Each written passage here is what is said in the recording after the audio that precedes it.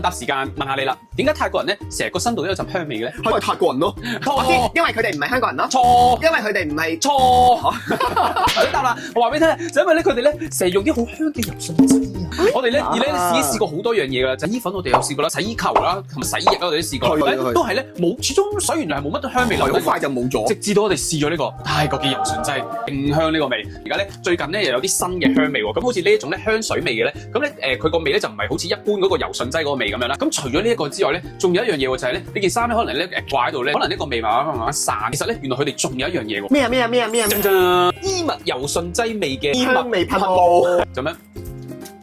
已經有啦，係好香啊！係咧，我覺得咧佢呢個噴頭咧，嗰個出嗰個口啊太大啊，所以噴出嚟咧就太濕，件衫會濕晒啊嘛。所以咧，我建議咧大家咧可以咧，好似我咁樣咧換個樽咧咁樣嘅，好霧化咁樣。咁大家咧見到咧可以買咧，跟住咧大家咧坐地鐵嘅時候咧就好似一個泰國人咁香啦。